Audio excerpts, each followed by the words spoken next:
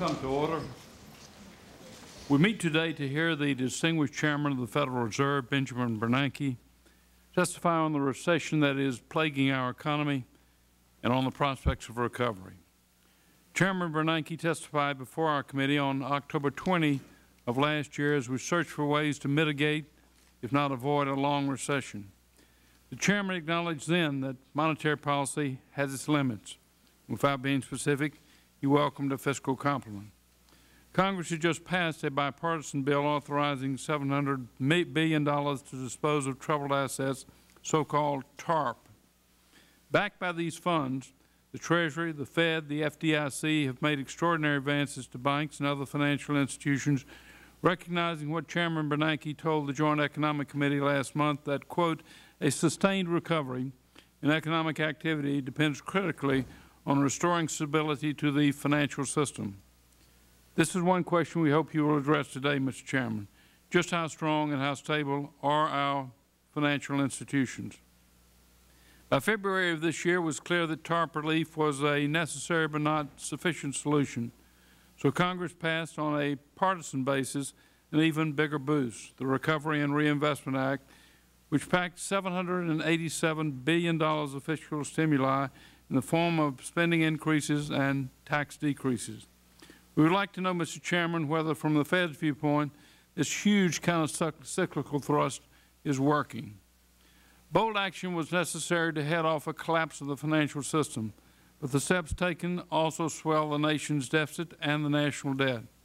It's all but impossible to balance the budget when the economy is bucking a headwind like this recession, because what we do to make the economy better is likely to make the deficit worse. Yet at the same time, we cannot add infinitely to the national debt without facing the consequences in global credit markets or on our future capacity to borrow. One purpose of this hearing is to explore both the advantages and the potential downside risk of our bold and unprecedented response to financial turmoil. Should we be concerned that some of our swelling debt must be financed with foreign credit? We hope that most of our outlays are for non-recurring needs and that much of what has been advanced in recent months will in time be recovered, repaid, and used to pay down the debt that we are incurring. We would like to have your assessment, Mr. Chairman, of that possibility.